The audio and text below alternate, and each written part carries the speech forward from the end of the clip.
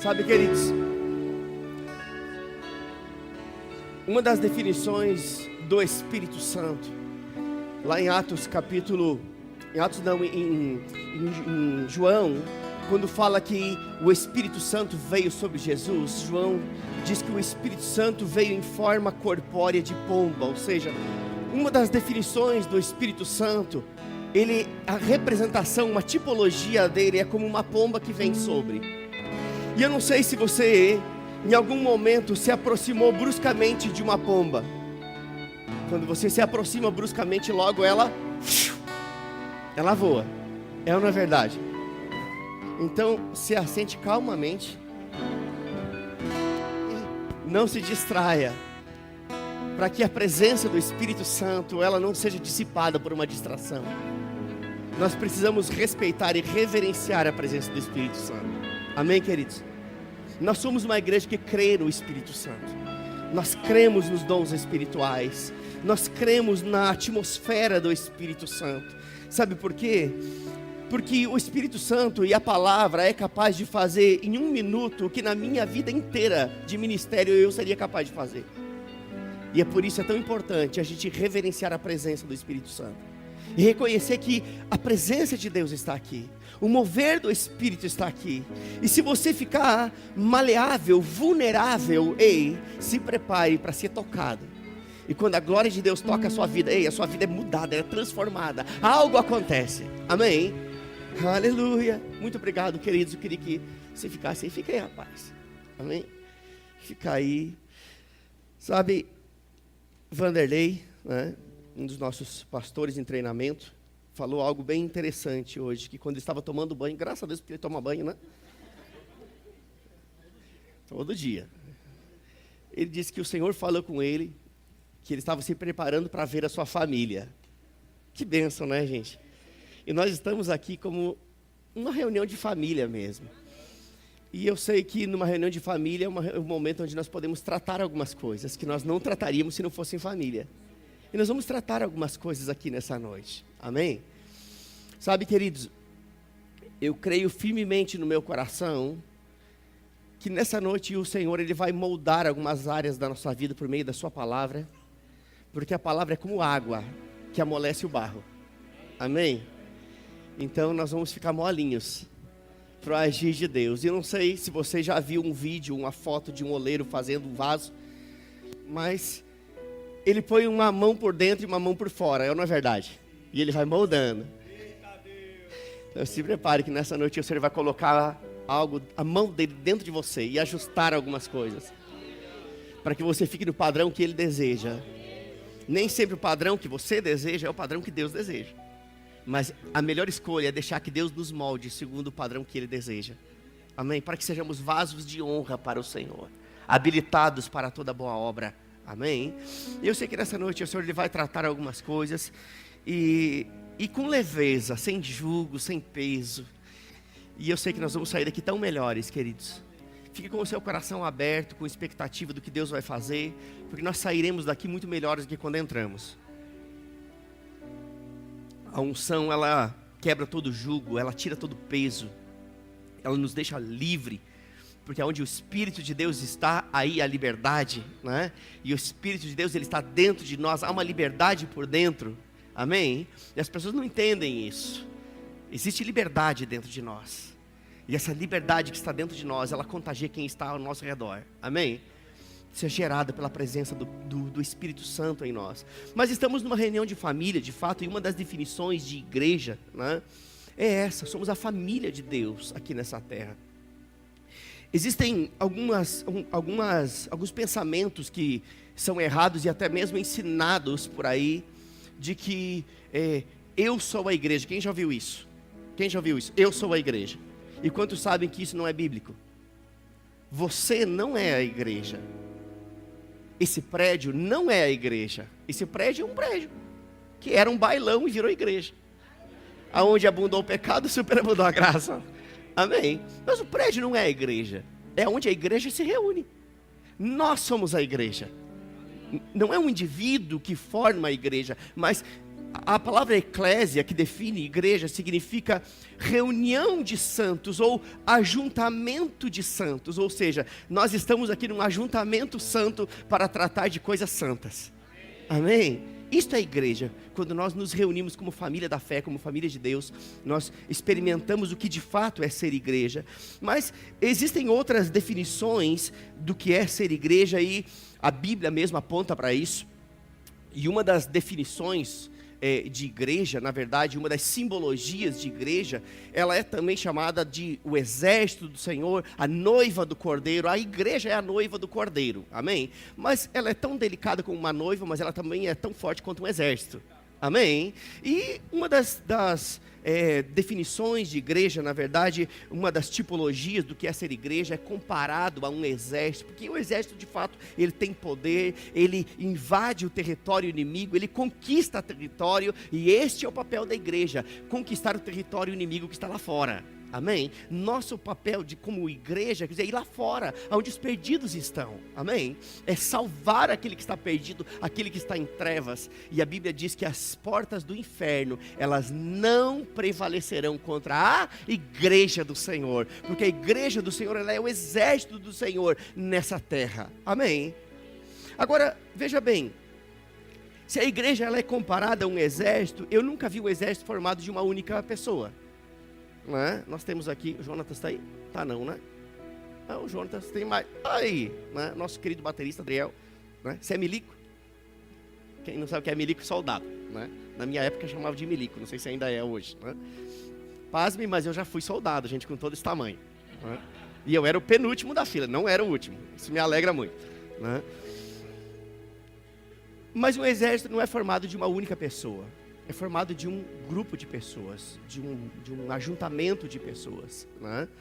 Por que eu estou falando acerca dessas coisas? Porque se a igreja ela é comparada a um exército, aqueles que compõem um exército, logo eles são soldados. Isso me mostra que eu e você podemos nos considerar como soldados de Cristo. Bons soldados de Cristo. Amém?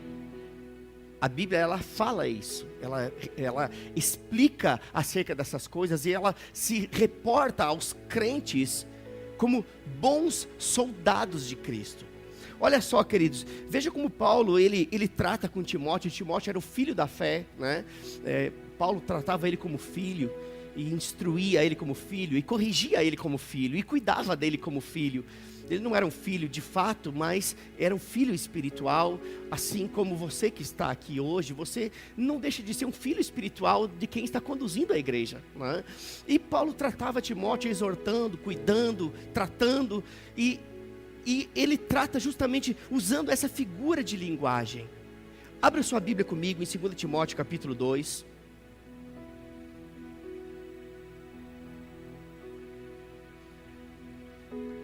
Segunda Timóteo capítulo 2.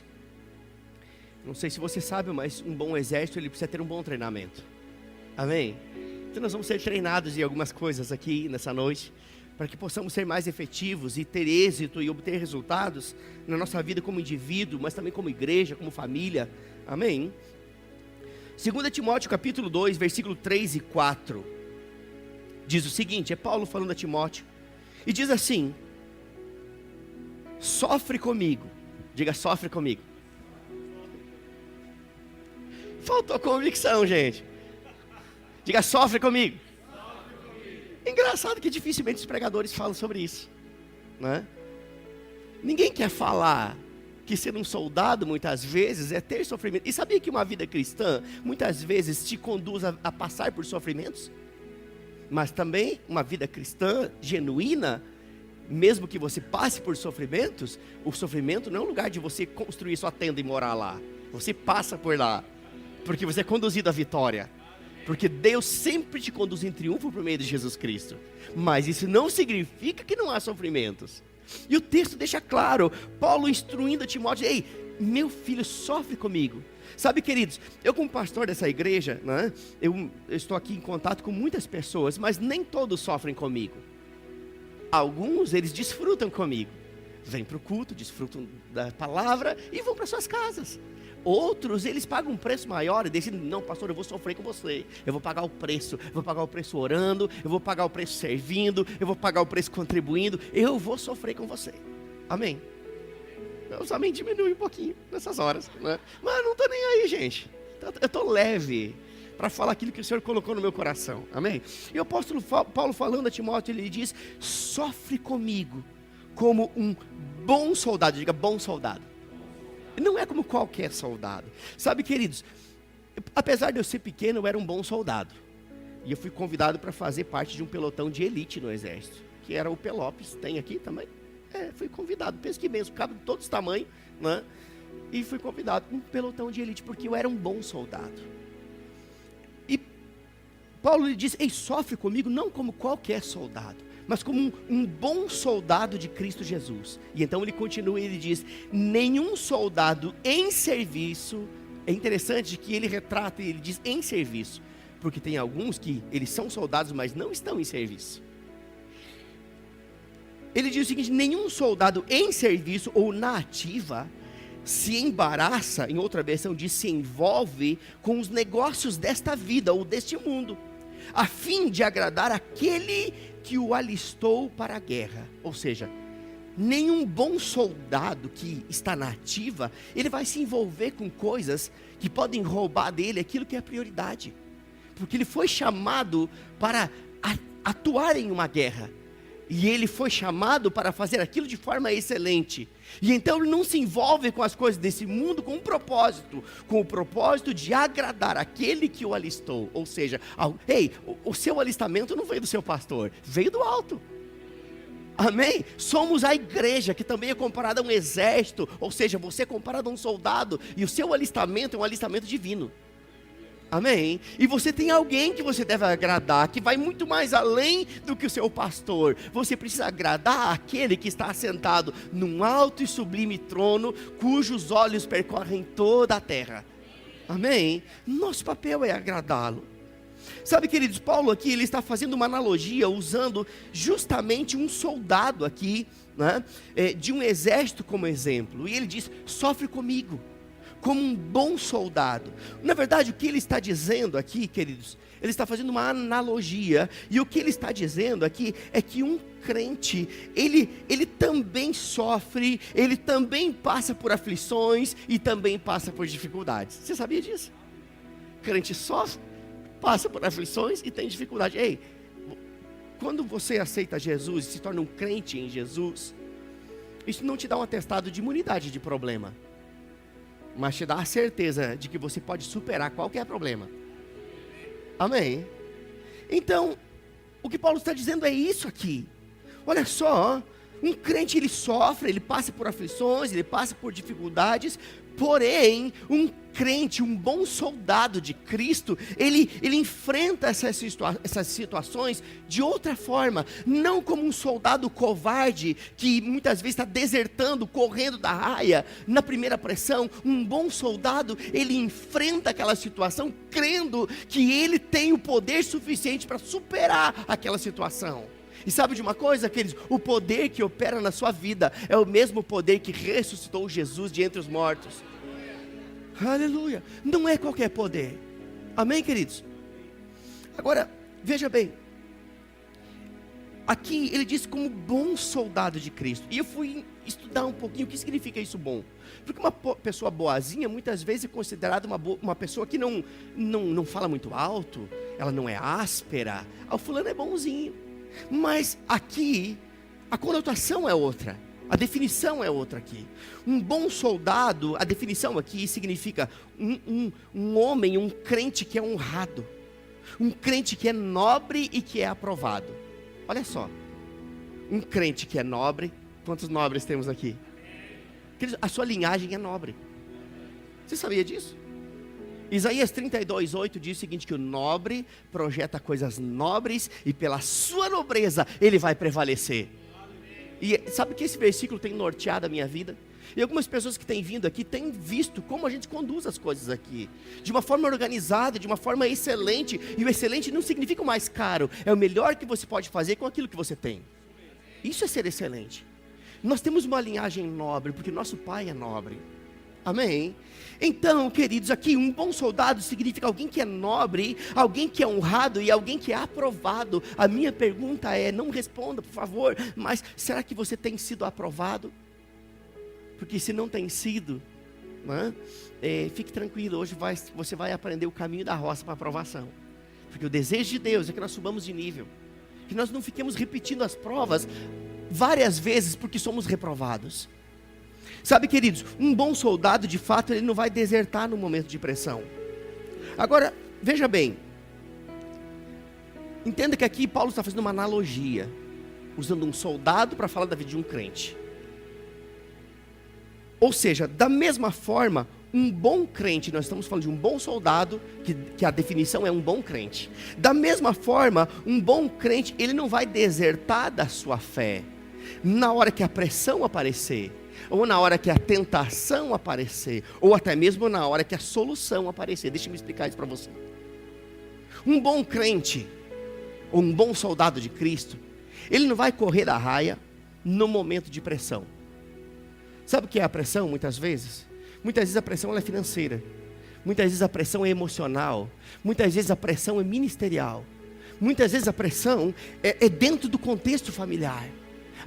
Querido, todos os dias nós somos expostos à pressão. Você não é diferente de mim, não pense que eu não tenho pressão na minha casa. Todos os dias existe pressão.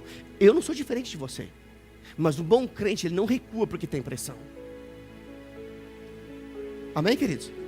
Um bom crente, ele não vai desertar quando a tentação bater a sua porta. E deixe-me dizer algo para você, existe uma diferença de provação e tentação. A aprovação, ela vem com o propósito de te aprovar e te colocar num outro nível. A aprovação vem de Deus, a tentação vem do diabo. Você entendeu isso? Deus muitas vezes ele nos dá oportunidades de sermos aprovados naquela área. Por exemplo, você talvez ainda não foi aprovado na questão financeira. Mas por que não foi aprovado? Porque provavelmente algumas coisas você não está andando em linha com o princípio da palavra de Deus. E então, quando você andar em linha, você foi aprovado e está pronto para prosperar. Outros talvez seja na questão do contexto familiar. Estão desejando o ministério, mas a Bíblia diz que aquele que não organiza bem a sua casa e não governa bem a sua casa, não está pronto para o ministério. Ou seja, não foi aprovado aqui, ele precisa ser aprovado aqui para chegar aqui. Está comigo? A aprovação, ela vem de Deus. A tentação, ela vem do diabo. O que é tentação? A tentação, ela pode partir de coisas tão simples como o desejo de ficar em casa num dia de culto, coçando a barriga, e comendo pipoca, e engordando, e fazendo calo no sofá. É tentação.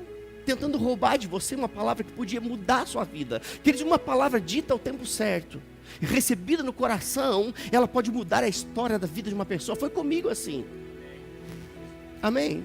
Mas quando nós cedemos à tentação, muitas vezes, a tentação rouba de nós o melhor que Deus tem. Sabe o que muitas vezes é a tentação? A tentação é você ceder a alguns assédios, quando você está rolando a barra de rolagem do seu Facebook, e aparece uma imagem que te atrai, e você cede a essas coisas, e aí você se sente condenado, e aí vem para o culto, e aí nem toma a ceia, porque você viu aquilo. Ou deixa de vir, não, eu não sou digno de ir. Ou seja, aquela situação te roubou coisas melhores. Ou seja, você desertou de algo, porque uma tentação venceu você em alguma área. Eu citei 2 exemplos, mas cada um aqui tem situações diferentes. Mas um bom soldado, ele não vai desertar nem na pressão, nem na tentação, e tampouco quando a solução aparecer. O que significa isso? Pessoas que muitas vezes elas vêm para a igreja, elas começam a receber uma palavra de fé, elas começam a andar em fé, e quando elas obtêm aquilo que elas tanto desejam, agora elas não precisam mais, elas já conseguiram. Sabe que são inúmeros os casos que eu vejo assim. Graças a Deus aqui nem tanto, a nossa igreja não tem essa característica. Graças a Deus, pense num pastor feliz, sou eu. A melhor igreja que eu congrego é aquela que eu pastoreio. Eu digo isso assim de bola cheia. Sabe, porque eu vejo uma seriedade no povo que está congregando aqui. Mas isso não quer dizer que não possa estar acontecendo. Pessoas que muitas vezes elas vão atrás da bênção e quando conseguem alcançar aquela bênção, então elas não precisam mais. Deixa primeiro a tempestade vir de novo e olham para a igreja ou para a comunhão com o Senhor muito mais como um corpo de bombeiro que está ali para apagar um incêndio, ou como, algo que vai te trazer um benefício no momento que você precisa. Mas sabe, querido, de igreja não é supermercado, que nós vamos quando precisamos de algo. A igreja é o lugar para nós aprendermos a sermos gratos por aquilo que já é nosso. Deus já nos deu tudo. Aleluia, aleluia. Sabe, queridos, o texto que nós lemos, iniciamos esse culto, lemos o 3 e o 4, e no 4 diz o seguinte: nenhum soldado em serviço, lembra que ele falou de um bom soldado, poderia dizer aqui, nenhum bom soldado em serviço ou na ativa, se embaraça ou se envolve com negócios desta vida ou deste mundo. E o texto continua e diz: a fim de agradar aquele que o alistou para a guerra. Ou seja, assim como um soldado mesmo, de fato, no sentido literal da palavra, ele não se envolve, ou pelo menos ele não deve se envolver com assuntos civis. Por quê? Porque ele precisa dedicar-se inteiramente ao serviço militar. Um bom soldado, ele não vai se envolver com tanto de coisa. Ele vai se envolver com aquilo que de fato é prioridade para ele, para que ele se torne bom naquilo. Da mesma forma, um crente na ativa. Amém? Da mesma forma, um crente na ativa, ele não deve se envolver ou se embaraçar com negócios desse mundo. Sabe por quê? Porque ele não é desse mundo. Um crente, ele recebe uma nova cidadania. A sua cidadania não é daqui. A Bíblia diz que nós somos cidadãos do céu.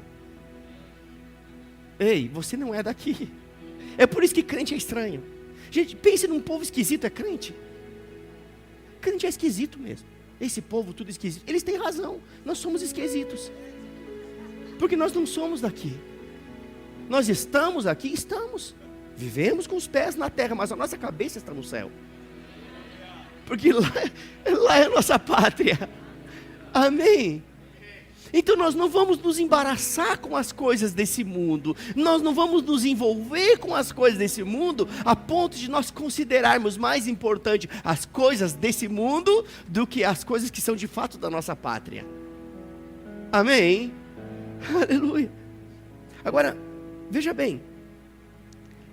Esse texto aqui não está falando negócios no sentido literal, ou negócios do mundo no sentido literal da palavra, mas está fazendo uma analogia com os prazeres desse mundo, está fazendo uma analogia com os assédios desse mundo.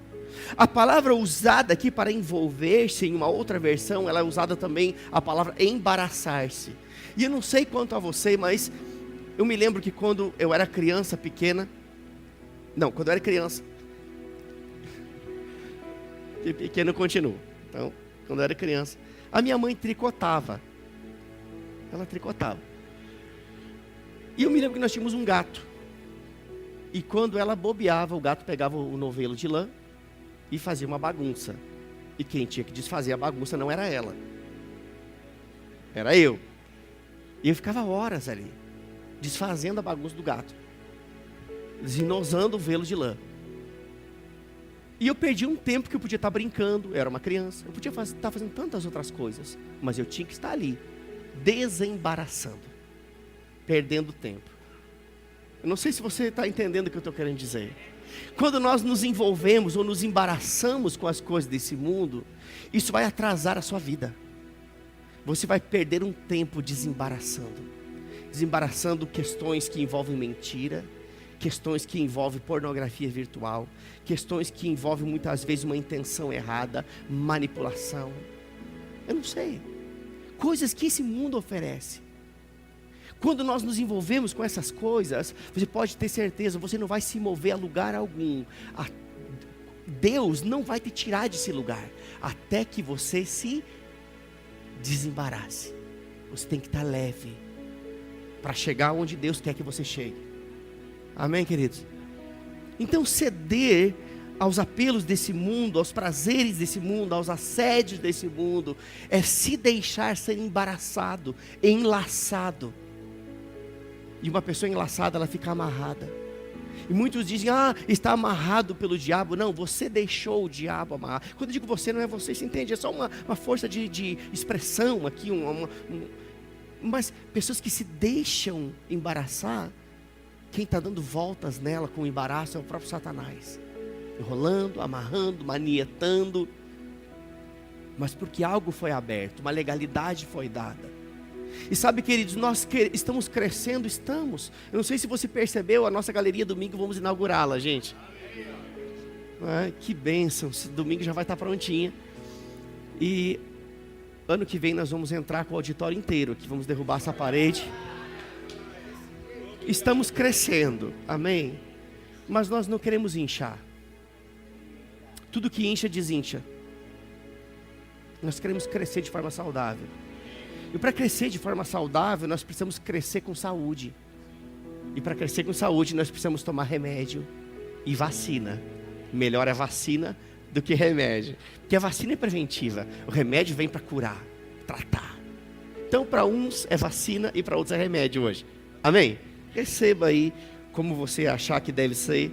Mas sabe, queridos, olha só. Embaraço de fato é algo que nos prende, algo que nos faz perder tempo e pode até nos fazer cair. Eu não sei se quando você era criança tinha aquela brincadeira na escola da corrida do saco. Quem já fez a corrida do saco? Você anda no saco e vai, né? Quantos você já viu cair? Muito mais do que ficar de pé. Mas por quê? Porque está embaraçado ali dentro. Ele está preso ali dentro, ele não consegue dar passos. Uma pessoa embaraçada, ela não consegue andar de fora. Quando eu falo andar, não estou falando andar no sentido literal. Você entende o que eu quero dizer? Ela não consegue desenvolver a sua jornada com sucesso. Ela não tem êxito na sua família, não tem êxito nos seus negócios, não tem êxito na sua vida espiritual, nem ministerial, porque ela está embaraçada com aquilo. E o embaraço, ele pode crescer tanto a ponto de fazer a pessoa cair. E o desejo de Deus é que nós não caiamos. É que nós permaneçamos de pé. Amém? Aleluia. Sabe, queridos, é por isso que Hebreus capítulo 12, versículo 1, diz que nós devemos deixar o embaraço. Quem está disposto a deixar o embaraço aqui? Talvez você diga, não, pastor, eu não tenho embaraço algum. Mas você tem. Eu sei que você tem. Ele está me condenando? Não, eu também tenho. E não é um, é vários. A palavra está cortando aqui também. Eu tenho que me desembaraçar de algumas coisas. Não sou diferente de você.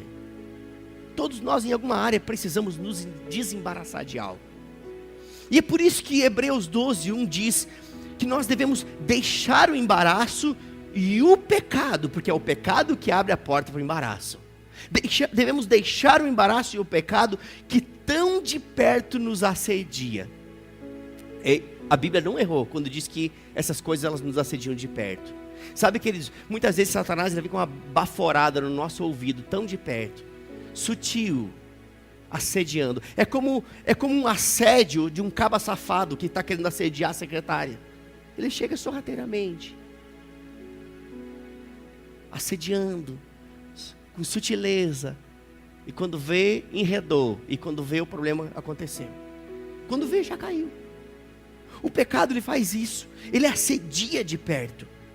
Sabe, queridos, eu já disse isso num outro momento aqui, mas pecado é mais ou menos como poeira. Falando de novo que talvez você não ouviu, tem tantas pessoas novas chegando. Mas pecado é como poeira, quando você não vê chegar. Quando você vê, já está ali.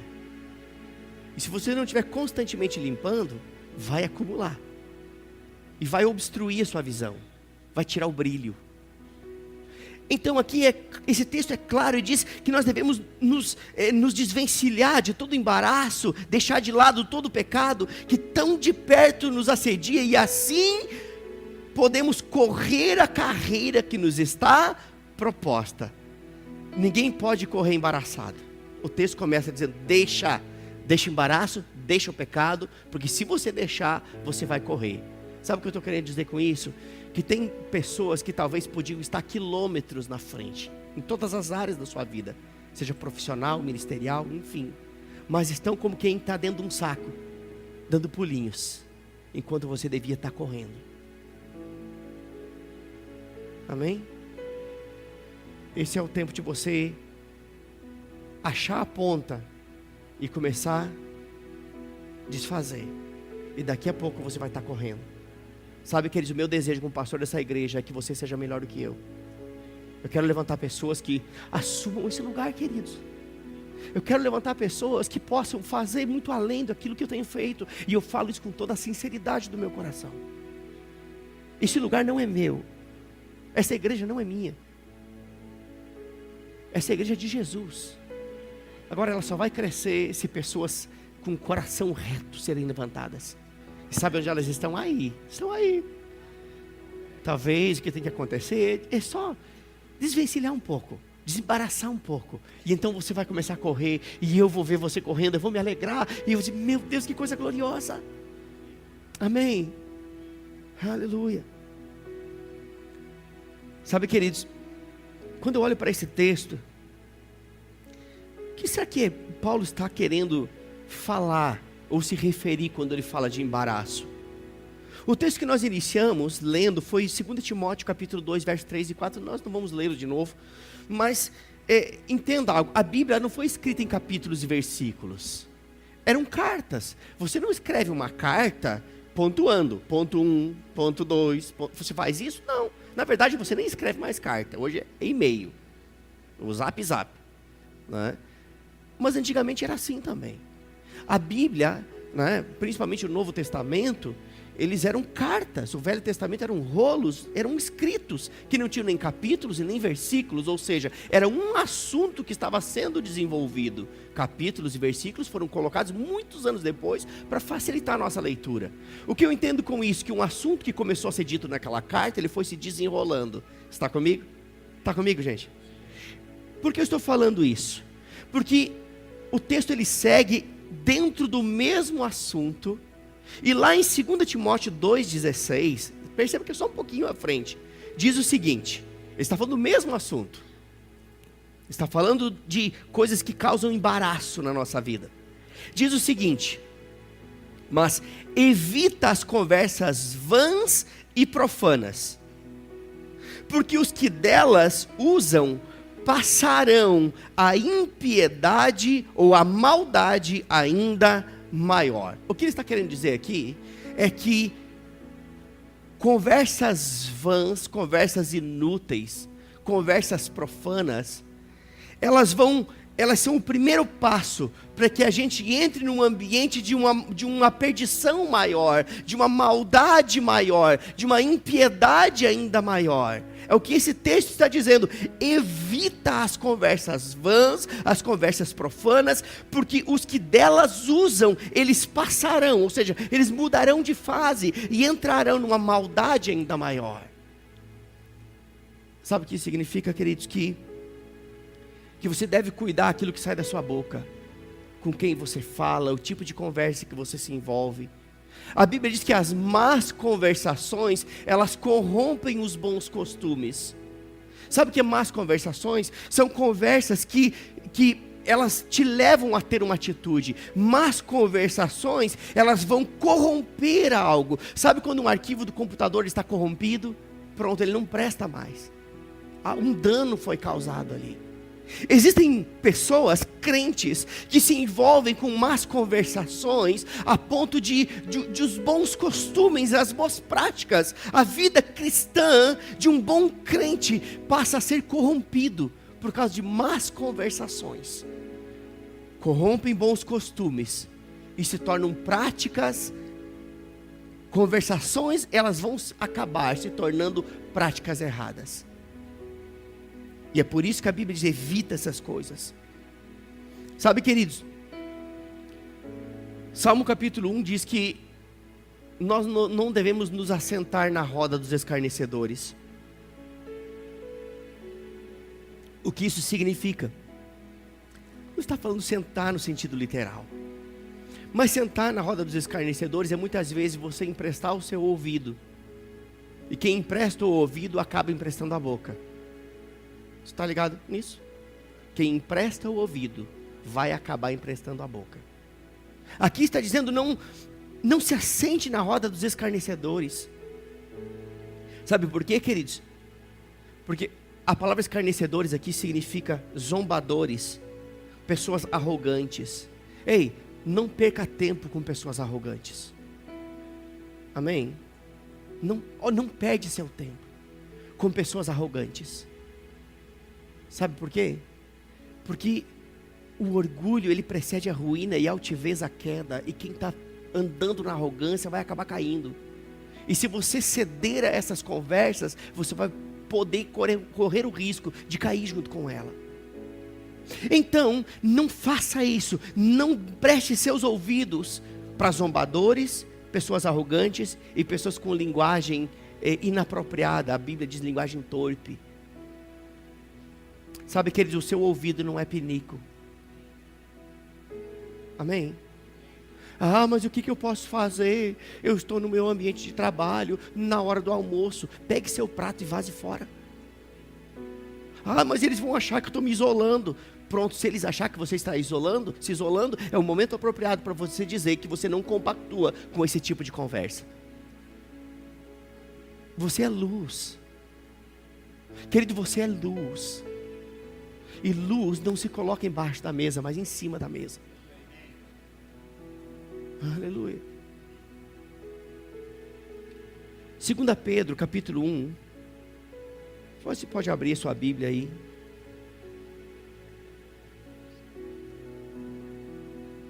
Segunda Pedro, capítulo 1, versículo 3 e 4.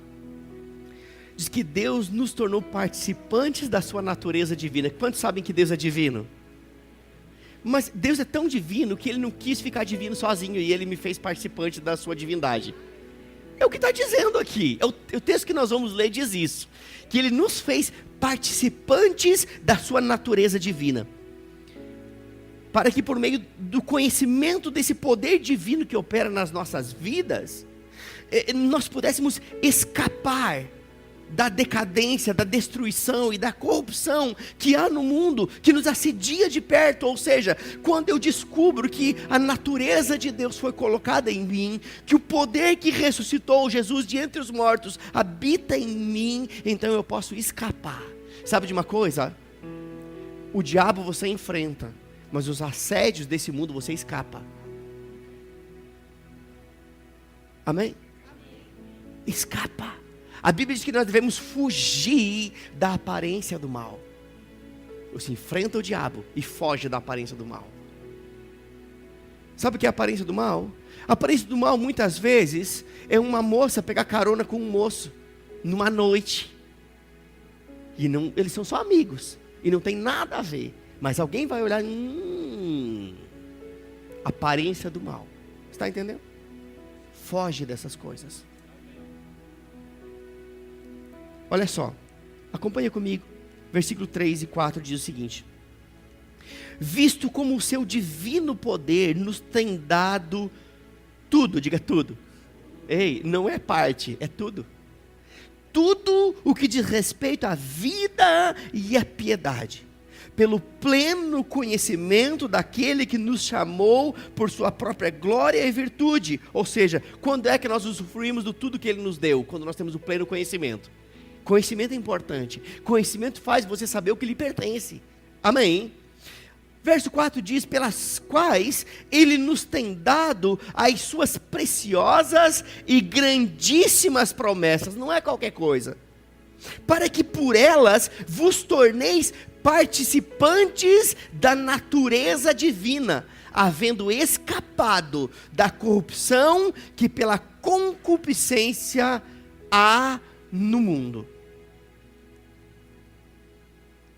Quem aqui ouviu pela primeira vez a palavra concupiscência? Levante a mão. Uma pessoa. Só duas pessoas. Muitas vezes nós temos uma linguagem crentez, linguagem gospel. Achamos que todo mundo entende. Mas o que significa concupiscência? Concupiscência é um desejo proibido. Não é só desejo. É um desejo proibido. Isso é concupiscência. Então aqui está falando que quando nós descobrimos que temos a natureza divina em nós, e temos o poder de Deus operando em nós, nós temos a condição de escapar da concupiscência que nos leva para a corrupção que há no mundo. Está comigo? Olha só. 1 de João, capítulo 2, versículo 15, diz o seguinte. Apenas ouça. Diz assim: não ameis o mundo e nem o que há no mundo. Você fica feliz em ouvir isso? E nós precisaríamos lembrar disso todos os dias. Não ameis o mundo e nem o que há no mundo. E o texto continua e diz: se alguém ama o mundo, o amor do Pai não está nele. Que versículo poderoso é esse? Diz, não ame o mundo, por quê? Porque nós não somos desse mundo. Nem o que há no mundo. O que é que há no mundo? A corrupção, a depravação, a assédio do pecado. Não ame nem o mundo, nem o que há no mundo. Porque quem ama o mundo e o que há no mundo, o amor de Deus não está nele. O mundo aqui não se refere à criação física. Se refere, queridos, a não se envolver, ou não se deixar enredar pela esfera de atuação de Satanás. A Bíblia diz que Satanás é o Deus deste mundo, o Deus deste século. Ou seja, a esfera de atuação de Satanás é neste mundo. E é por isso que nós não devemos nos deixar enredar pelos assédios desse mundo, a qual Satanás é o Deus dele. É por isso que nós não somos desse mundo. Amém? É por isso que somos cidadãos do céu. É por isso que estamos aqui protegidos por Deus. E é por isso que um crente que pertence a uma pátria e está nesse mundo desprotegido, ele se torna alvo fácil do diabo, que está bramando como leão, esperando a quem possa tragar. Mas você está sendo vacinado para que você não seja tragado. Até rimou, né? Aleluia. Sabe, queridos, veja bem, o que é que há no mundo? O que é que há na esfera de atuação de Satanás? Sabe, queridos, esse texto nos orienta a não nos envolver. Precisamos saber o que de fato há no mundo.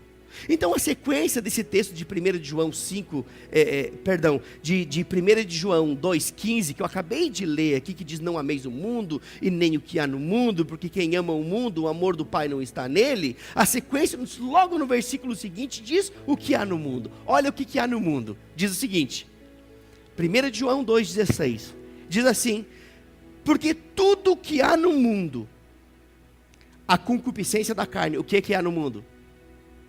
Diga, concupiscência da carne. Lembrando que concupiscência é desejo proibido. Lembra disso? Cobiça. Ou na tua versão diz cobiça, né? Cobiça.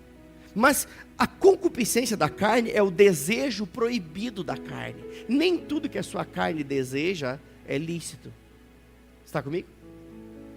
O que há no mundo além da concupiscência da carne? O texto continua e diz: a concupiscência dos olhos. O texto continua e diz uma outra situação: a soberba da vida. Então diz o seguinte esse texto: porque tudo que há no mundo, e nós não devemos amar o mundo nem o que há no mundo. Lembra disso? Acabamos de ler. Porque tudo que há no mundo, a concupiscência da carne, a concupiscência dos olhos, a soberba da vida, não vem do Pai, mas sim do mundo. Agora, é interessante que esse texto, ele fala de 3 situações aqui: o desejo proibido, a concupiscência da carne, dos olhos e da vida. E são exatamente essas mesmas armas que Satanás usou para tentar Adão e Eva. A mesma concupiscência da carne, dos olhos e soberba da vida. Quando nós olhamos para a palavra de Deus, Gênesis capítulo 3, versículo 6, ouça. Gênesis 3, 6 diz o seguinte: então, vendo a mulher que aquela árvore era boa para se comer, concupiscência do que, gente? Da carne. Boa para comer. Quem come é sua carne, não é seus olhos. Concupiscência da carne. Vendo que aquela árvore era boa para se comer, desejo proibido da carne, agradável aos olhos, concupiscência dos olhos, e desejável para dar entendimento, soberba da vida. Satanás tentou Adão e Eva com essas 3 áreas daquilo que há no mundo: a concupiscência da carne, dos olhos e a soberba da vida. Agora, veja bem, o que isso significa? Isso significa que nem tudo aquilo que é bom, agradável e desejável é conveniente para nós. Aquela árvore, ela era boa, agradável e desejável, mas havia uma ordem da parte de Deus: não coma dela, porque se você comer, você vai morrer. Ou seja, nem tudo aquilo que é bom, agradável e desejável é algo que de fato traz algum tipo de benefício para nós, ou é conveniente para nós. Sabe, queridos, todas as coisas, elas não são lícitas, diz a palavra. Está comigo? Mas nem todas convêm. É lícito você fumar um cigarro? É lícito ou não é lícito? Claro que é lícito. Você não é preso por fumar um cigarro, não. É lícito, é uma droga lícita. Agora, eu pergunto para você, convém? Então, não convém. É porque é pecado fumar cigarro? Não, é porque mata você, rapaz. Só por isso. Você está ingerindo veneno, só isso. Além de dar um mau testemunho. Então, é lícito, mas não é conveniente. E é fedido, diz a minha esposa. Eu não sei se é tão fedido, porque minha esposa nunca fumou. Nem eu. Agora, olha só. 1 Coríntios 6,12 diz isso. Todas as coisas me são lícitas, mas nem todas as coisas convêm. O texto continua e diz: todas as coisas me são lícitas, mas eu não me deixarei dominar por nenhuma delas. O que esse texto está querendo dizer? Está querendo dizer que eu e você fomos feitos por Deus para dominar. Mas não é para dominar as pessoas, é para dominar você mesmo. Quando você dominar você mesmo, você vai poder dominar o diabo. Tem gente querendo lidar com o diabo, não lida nem com a sua própria carne. Na espinha. Boa. Essa foi na veia. Aleluia. Agora, veja bem, queridos. Foi justamente por ceder a essas coisas que Adão e Eva, eles pecaram e eles saíram do propósito original. Sabe que Deus tem um propósito para a sua vida. Você não é fruto do acaso. A Bíblia diz que Deus, Ele idealizou você desde antes da fundação do mundo. Então você não é fruto da brincadeira do seu pai e da sua mãe só, não. Eles foram só um meio pelo qual você veio, só. Mas Deus idealizou você. Então, se a sua vida não tem sentido, deixa eu dar uma boa notícia para você. Continue vindo aqui, você vai descobrir o sentido. Porque a palavra vai mostrar quem de fato você é. Para o que você veio. Porque Deus idealizou você. Amém? Aleluia. Sabe, queridos, é interessante que foram essas mesmas armas que Satanás usou para tentar Jesus. Não foi só Adão, não. Jesus também. Se tu és o Filho de Deus, manda essas pedras se transformarem em pão. Desejo do quê? Da carne, comida. Concupiscência da carne. Se tu és o Filho de Deus, eu te darei todo esse reino que você está vendo, se você prostrar e me adorar. Ele estava o quê? Vendo algo. Concupiscência dos olhos. Se você se lançar daqui, Deus dará ordem aos teus anjos, está escrito. E Jesus diz: ei, não tentarás ao Senhor teu Deus. Sabe o que é soberba da vida? É tentar a Deus. É muitas vezes colocarmos, não vou colocar Deus na prova. Ei, pare com besteira. Senão você vai se estropiar todinho. Amém? Desculpa a minha linguagem. Não desculpa nada, é isso mesmo. Amém? Agora, veja bem, em família a gente fala rasgado. Não faz firula. Satanás usou essas 3 áreas para tentar Adão, o cabo caiu. Satanás usou essas 3 áreas para tentar Jesus, mas Jesus não caiu. Amém? E se Jesus não caiu, você não precisa cair. Porque Jesus tinha o Espírito Santo e você tem o quê? O Espírito Santo. Amém? Aleluia. Agora, são essas mesmas armas que ele usa ainda hoje para tentar a nossa vida. Tentou Adão, caiu. Tentou Jesus, não caiu. Está tentando nós até hoje. Usando essas 3 armas. Concupiscência da carne, dos olhos e soberba da vida. Mas de onde é que você está tirando isso? Da Bíblia. Estou tirando da Bíblia. Desse negocinho aqui que você tem um aí, igualzinho. Amém? Olha só. Nós acabamos de ler aqui 1 João 2,16, que diz o seguinte: porque tudo que há no mundo, a concupiscência da carne, a concupiscência dos olhos, a soberba da vida, não vem do Pai, mas sim do mundo. Lembrando que Satanás é o Deus deste mundo. Então vem dele. Agora, logo no verso seguinte, em 1 João 2,17, ele vem trazendo uma realidade para mim e para você, e diz o seguinte: ora, o mundo passa, e a sua concupiscência, mas aquele que faz a vontade de Deus, permanece para sempre. Quem quer fazer a vontade de Deus aqui? Sabe, queridos, você não é crente gangorra, que um dia está lá em cima, um dia está aqui embaixo, está no domingo dando glória a Deus, na quinta-feira está dando aleluia, mas na sexta-feira está tomando uma raquetada do diabo. Não, Deus te chamou para um nível mais alto. Sabe, queridos, que a sua vida inspire as pessoas. O meu desejo é que quando você ande pelas ruas dessa cidade, as pessoas olhem para você e digam: eu quero ser como você é. Sabe, queridos, alguns dias, semana passada, eu mandei um recadinho para uma pessoa, para esclarecer sobre uma confusão. E essa pessoa mandou um recado de volta e disse o seguinte: pastor, não precisava nem ter falado nada, a vida de vocês fala por si só. Meu Deus, foi a melhor coisa que eu ganhei, foi ouvir isso. Entende? A sua vida irrepreensível, ela fala por si só. Aleluia. Olha só, queridos, eu vou ler esse mesmo texto de 1 João 2,17 na versão da Bíblia Viva. Diz o seguinte: e este mundo está perecendo. Alguém tem dúvida que esse mundo está perecendo? Nada. Esse mundo está caminhando para o fim. Nós estamos vivendo os últimos dias. É tempo de arrependimento. Queridos, sabe por que é que a igreja aqui está crescendo? Não é porque o Verbo da Vida é melhor. Tem muita igreja boa aqui em Caxias. Se você não está feliz aqui, você está abençoado para onde você quiser. Você não é, não fui eu que comprei o preço da sua salvação, foi Jesus Cristo. Amém? E eu não vou te amaldiçoar não, porque você já é abençoado. Deus já te abençoou. E quem o homem para amaldiçoar aquilo que Deus já abençoou? Amém? Mas olha só, queridos, o que eu estou querendo dizer com isso, sabe, é que eu e você, nós precisamos andar num outro nível. Nós precisamos entender que nós já somos abençoados, que Deus nos elegeu nele antes da fundação do mundo, para um propósito, para que vivamos de uma forma santa e irrepreensível nessa terra, inspirando a outras pessoas. E então, esta igreja está crescendo, queridos, porque nós estamos vivendo os últimos dias. E nos últimos dias vai ter gente indo para a igreja por causa de crise, por causa de doença, por causa disso e daquilo, mas vai ter gente que vai vir para a igreja porque está vendo que a vida dela está sendo transformada pela palavra.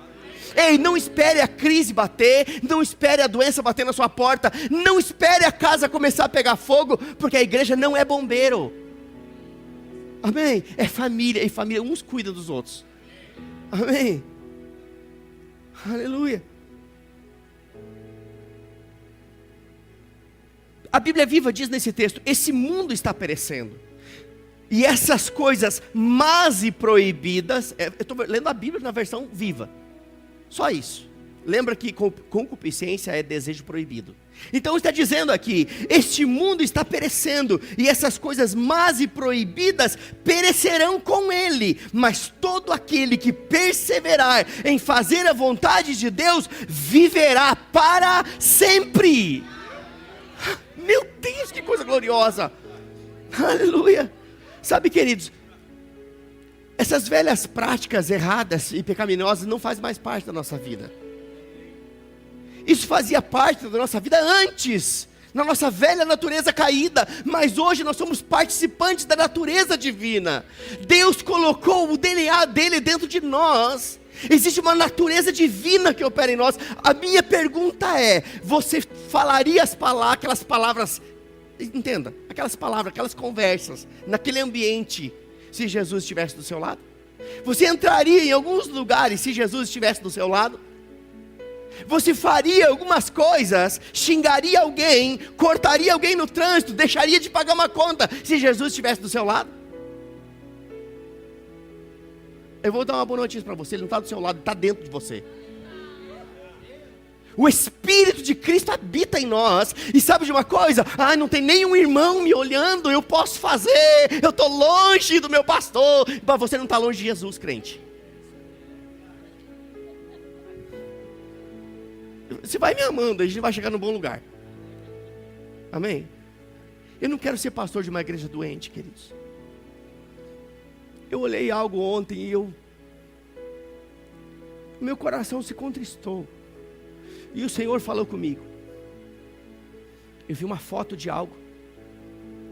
Eu não posso dizer o que é aqui para não ser antiético. Mas algo do passado que estava muito bem e que hoje não está tão bem. E eu vi aquela foto e o Senhor falou comigo. Tudo isso aconteceu por falta de vigilância e diligência. Crescimento desordenado, sem fundamento. E tudo que não tem fundamento acaba ruindo. E sabe o que eu estou fazendo hoje aqui? Eu estou botando fundamento, querido. Para que nós não, daqui 5 anos, a gente não olhe para trás com saudade desse tempo. Para que a gente olhe 5 anos para frente e diga, olha como a gente começou e olha como a gente está, que bênção. Amém. Aleluia. Eu estou quase finalizando aqui, mas eu quero ler para vocês um texto. Efésios capítulo 2.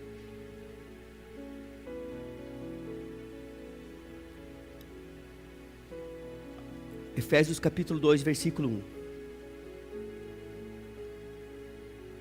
Nós vamos entender que algumas coisas que talvez ainda nós pratiquemos hoje, elas não fazem mais parte da nossa natureza. Eu acredito que se você visse um cachorro miando e um gato latindo, você ia ficar chocado.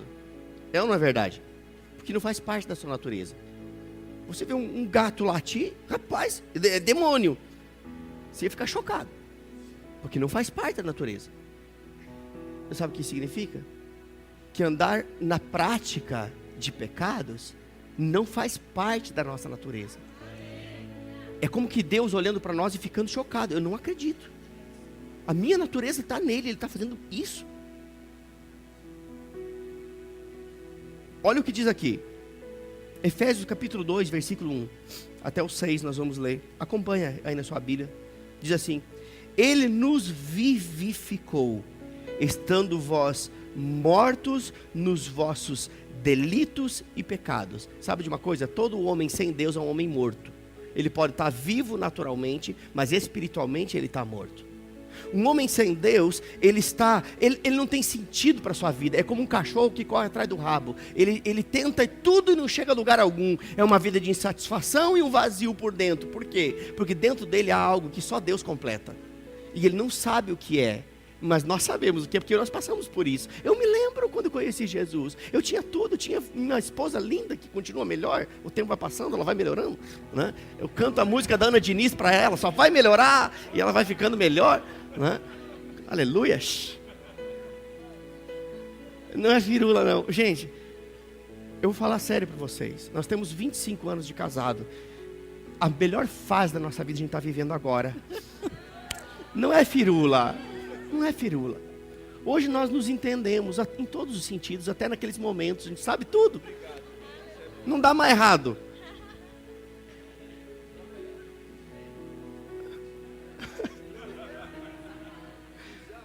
Eu me jogo mesmo com tudo. Ele está falando isso na igreja. É melhor você ouvir na igreja do que na internet, o que não presta. E aprender da forma errada. Amém? Mas um homem sem Deus é um homem todo estropiado. Ele não tem sentido para a sua vida. É um morto vivo. É um morto por dentro e vivo por fora. Aqui está dizendo: Ele vos vivificou, estando vós mortos nos vossos delitos e pecados. Ou seja, nasceu de novo, nos quais outrora andastes. Ele está dizendo: ei, agora não faz mais parte da sua natureza. Nos quais outrora andaste segundo o curso deste mundo. É por isso que nós não andamos segundo o curso deste mundo. Segundo o príncipe das potestades do ar, que rege esse mundo, do espírito que agora opera nos filhos da desobediência. Graças a Deus que somos filhos obedientes. Amém? Entre os quais todos nós também antes andávamos, perceba que é no passado, não é no presente. Antes andávamos nos desejos da nossa carne. O que é isso? Concupiscência da carne. Fazendo a vontade da carne e dos pensamentos, e éramos no passado, por natureza, filhos da ira, ou filhos do diabo. Éramos. Agora, recebemos a natureza de Deus. Agora veja bem, o verso 4 diz o seguinte: mas Deus, sendo rico em misericórdia, pelo seu muito amor com que nos amou, estando nós ainda mortos em delitos e em pecados, nos deu vida juntamente com Cristo. Pela graça sois salvos, e nos ressuscitou juntamente com Ele, e nos fez assentar nas regiões celestiais em Cristo Jesus. Que texto poderoso é esse? Relatando antes e depois, éramos mortos, uma vida vazia, sem sentido, mergulhada no pecado, no erro, na mentira, na pornografia, no sexo fora do casamento, no roubo e em tantas outras coisas. Ah, pastor, mas eu não roubo. Mas se você sai 5 minutos antes do seu trabalho, você rouba sim.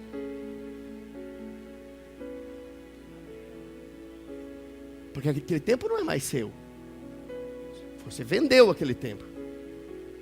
São as pequenas coisas que nos fazem cair. Hoje, queridos, nós não somos mais destes.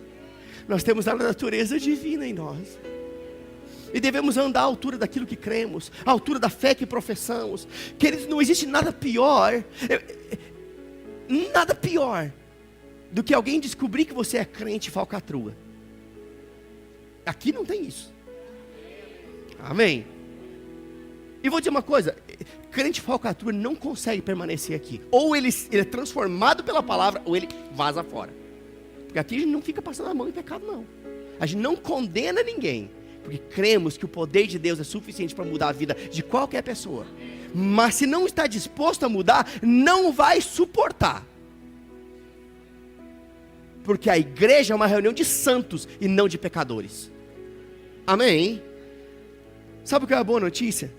2 Coríntios 5,17 diz que as coisas velhas já passaram e tudo se fez novo. Diz o seguinte: para quem está em Cristo aqui? Quem está em Cristo é uma nova criatura.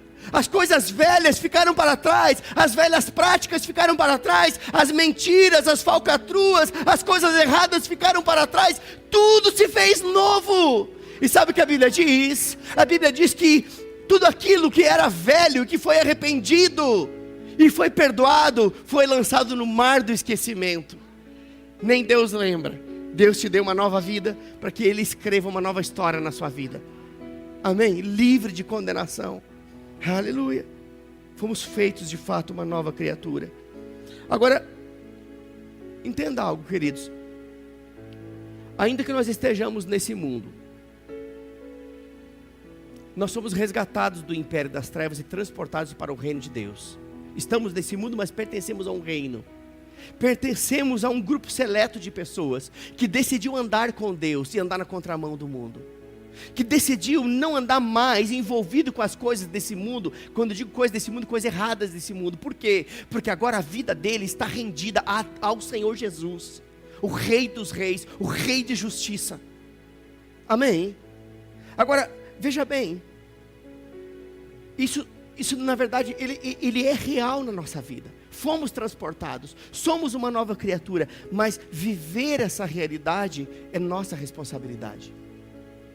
Deus espera que nós agimos ou hajamos, sei lá, esse negócio aí, hajamos, não é Ajax não, é hajamos, a altura, queridos, da sua palavra. Amém?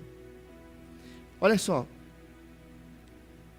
Tiago capítulo 4, versículo 4 diz o seguinte. Eu estou finalizando aqui, mas fica conectado, que nos 45 do segundo tempo o gol pode... Amém?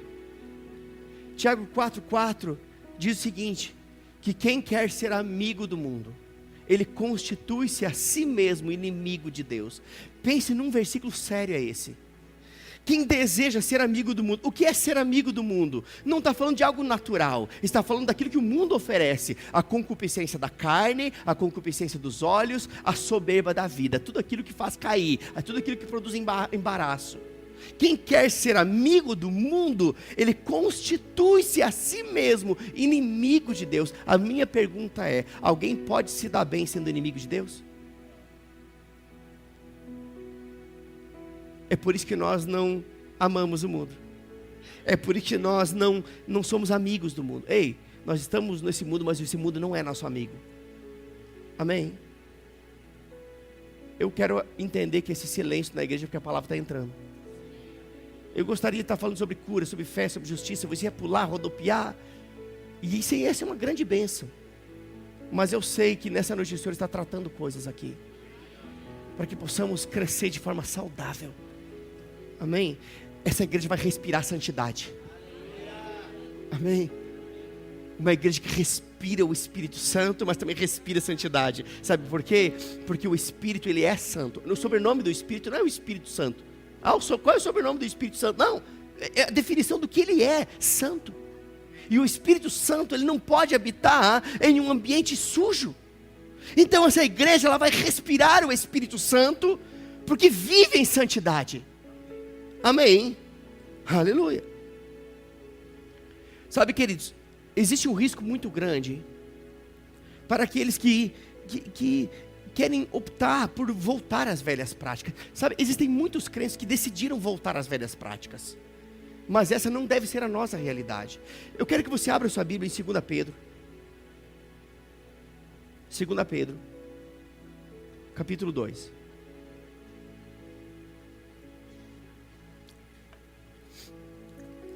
Aleluia. 2 Pedro, capítulo 2.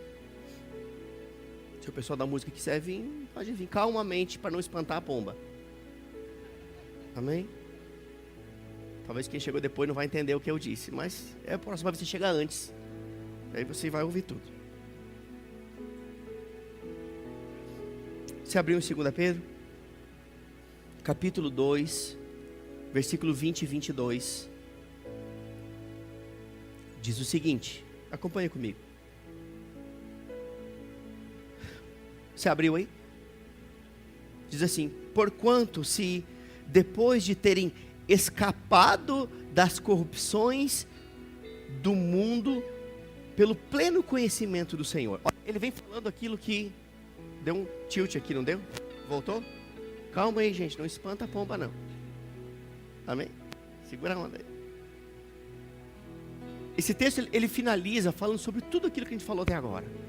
E ele diz: porquanto se depois de terem escapado das corrupções do mundo pelo pleno conhecimento do Senhor e Salvador Jesus Cristo, ficam de novo envolvidos nelas e vencidos. Ele está falando de voltar às velhas práticas. Ficam de novo envolvidos nelas, nas corrupções, nos assédios desse mundo, nos apelos desse mundo, nos desejos proibidos desse mundo. Ficam de novo envolvidos nelas e vencidos, porque quem se envolve acaba sendo vencido. Tornou-se-lhes o último estado pior do que o primeiro, porque melhor lhes fora não terem conhecido o caminho da justiça, do que conhecendo-o, se desviarem do santo mandamento que lhes fora dado. Deste modo, sobreveio-lhes o que diz este provérbio verdadeiro: volta o cão ao seu próprio vômito, e a porca lavada volta a revolver-se no lamaçal. Que texto, assim, ele não é pesado, ele é esclarecedor. Esse texto está dizendo: olha, aquele que nasceu de novo, entregou a vida para Jesus, ele escapou da corrupção que há no mundo, ele conseguiu escapar dos assédios desse mundo, mas ele decidiu voltar às velhas práticas. Ele decidiu se deixar envolver ou enredar pelas coisas desse mundo, e quem deixa se envolver acaba sendo vencido por elas. O estado destes é pior do que aqueles que nunca disseram sim para Jesus, porque Deus perdoa o tempo da ignorância e não o tempo do conhecimento. Melhor era que se não tivessem nem conhecido, porque então eles são como cães que voltam ao vômito, ou como a porca que volta à lama. Sabe, queridos, meu desejo nessa noite é que você seja vacinado a perceber as sutilezas do diabo, que a sua percepção espiritual ela seja aguçada, e você perceba as mínimas sutilezas do diabo tentando enredar você, porque algo sutil não é algo que vem fazendo muito estardalhaço, é sutil. A minha oração, o meu desejo nessa noite, é que a sua percepção espiritual fique tão aguçada, mas tão aguçada, que ao menor sopro do diabo você percebe: ei, não, eu não posso me envolver com isso. Isso não é de Deus, isso é do mundo. E o mundo pertence a Satanás. Eu não sou do mundo, eu sou cidadão do céu. Sabe, queridos, quem fica namorando com o pecado, ele tem Satanás por sogro. Porque tá ali, não, e tal, e cede de novo. E nós sabemos que o pecado não vem de Deus. O promotor de pecado é o diabo. E quem fica flertando com o diabo, com o pecado, vai acabar tendo Satanás como seu sogro. E esse não é o desejo de Deus. Eu quero finalizar essa mensagem com algo aqui. A Bíblia diz o seguinte, Gálatas 5,16, diz assim: andeis no Espírito. O que é andar no Espírito, gente? Não é andar como um ser esquisito. Estou no Espírito. Não é nada disso. Eu vou explicar para você o que é andar no Espírito. Andeis no Espírito e jamais, diga jamais, jamais satisfareis os desejos da carne. Sabe como é que você consegue vencer a sua carne? Andando no Espírito. Ninguém vence a carne andando na carne. Você só vence a carne andando no Espírito. Mas o que é andar no Espírito? Gálatas 5, abra comigo aí.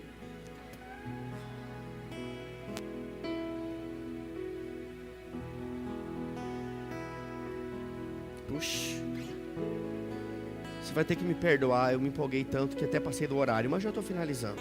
Amém, queridos? Gálatas capítulo 5. Agora que eu fui ver aqui, que já passamos alguns minutos, mas de fato eu estou terminando aqui. Gálatas capítulo 5, versículo 22. Vai explicar o que é andar no Espírito. Diz o seguinte: mas o fruto do Espírito é amor, alegria, paz, longanimidade, benignidade, bondade, fé, mansidão e temperança. Andar no Espírito é andar nessas coisas que eu citei aqui, que esse texto fala. Quando você anda nessas coisas, você está andando no Espírito, e quem anda no Espírito, ele não vai ceder aos desejos da carne. Ele vai conseguir se manter numa vida reta e santa diante de Deus. Agora, só é possível vencer o mundo tendo uma vida rendida a Jesus Cristo. Porque Jesus é aquele que vai nos dar condições de viver dentro de uma outra realidade, dentro de um outro nível, um nível de santidade que Ele andou. Ele vai nos ensinar a andar como Ele andou. Eu queria que você ficasse de pé nesse momento.